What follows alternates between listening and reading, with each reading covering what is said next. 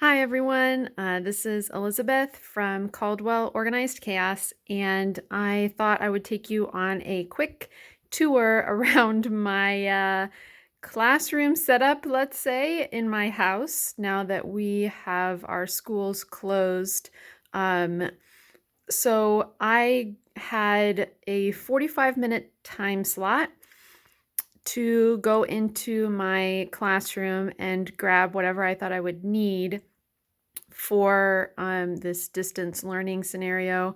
Our district has ended up going with Google Classroom without any sort of live teaching. So I'm not allowed to host live class sessions, but I can record videos and stuff like that and post those in my Google Classroom. So that was really the main focus of what I was trying to set up for. So these are the things that I grabbed, and I've set this up in my basement, which is primarily my daughter's playroom. So I just took over one corner that was already relatively blank and set up my stuff here. So I first of all have a chair with a pencil case. This is real life, guys. Where I put I prop up my phone so that I can just make videos on my phone and post them that way. I'm not trying to do anything high tech or fancy here.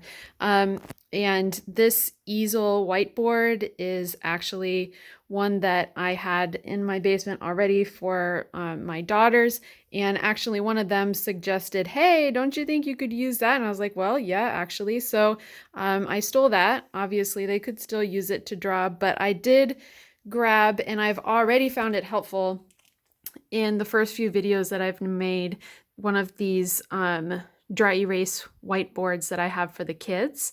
And so I just have that there. The markers are mine, or I should say my daughter's, I guess. But I have that there so that I can show notation really easily.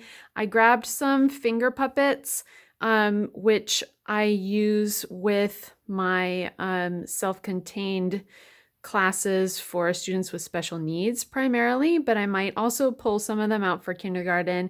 And my regular classroom at school is full of minions, so I had to grab my minion dolls to give some sense of familiarity for the students. And I figure I can also use them if I'm trying to demonstrate something where they need another person or something like that.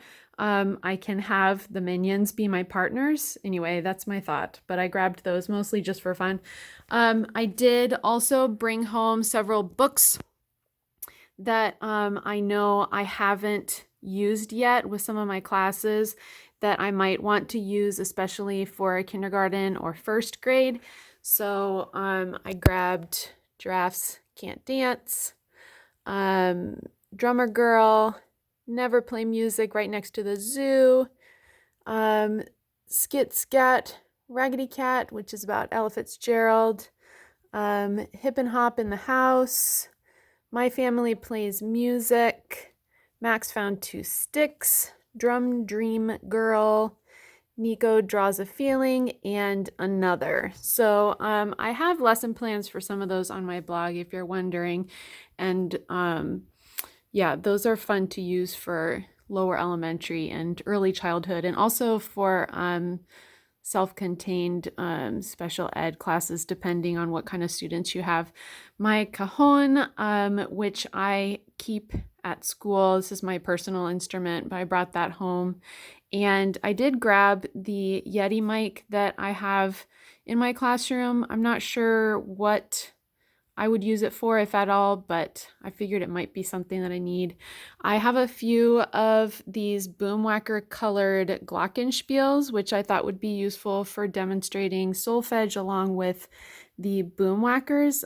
If you don't know about Chrome Music Lab, they have something called Songmaker, where you can click on boxes and it adds pitches, and those boxes are color coded with the same colors as these boom whackers and this glockenspiel. So I figure if I have students make melodies or something on SongMaker in Chrome Music Lab, I can use these to demonstrate like which scales to use or whatever. My ukulele, one of my djembes, and then I did grab a bunch of random percussion instruments. The gong, I don't know honestly that I will use for anything in like an actual lesson, but I thought it might be fun to like randomly hit a gong. I don't know. And then I have, being me, several random percussion instruments at home actually. So some of these are just my personal instruments that I have for my kids to use at home, but I grabbed some from school also, along with these scarves. So I have tambourine, fuche kabasa. Oh, here's another puppet that's a little bit larger, so I didn't put it up there, but that's a bunny rabbit. It's fun for John the rabbit. Some, oh my word, I can't even talk. Sand blocks, vibro slap, egg shaker, ratchet, jingle bells, rhythm sticks, cowbell, triangle, finger cymbals. So I was just kind of trying to think about, you know, if I want to demonstrate different, like adding sound effects to stories, which is something I do a lot with books. It might be helpful to show them the real instruments, and then obviously they wouldn't be able to use instruments at home, but they could use found sound things. And then also I might do something with playing different instrument sounds like off camera and have them guess what instrument I'm playing. Back here I have all my different recorders. I do recorders with third grade per my district curriculum, and I thought this would be a cool chance to demonstrate the different types of recorders more in depth as well. Recorder is one of my primary instruments that I used to perform with and stuff like that, so I have a whole collection. And then I did grab one poster off my wall. I thought this one was particularly relevant for these times, and not from my classroom, but we have a keyboard at my house. This is actually from my grandmother. That it's one that she gave us when I was a kid, and we still have it. So here it is now in my makeup classroom. So that's a quick tour of my space that I'm set up in my basement to use. If you have any questions, or if you want to share your own setup that you've got going on in your homes, I'd love to see those as well. Best wishes to you and your family, and I'll see you again soon. Bye.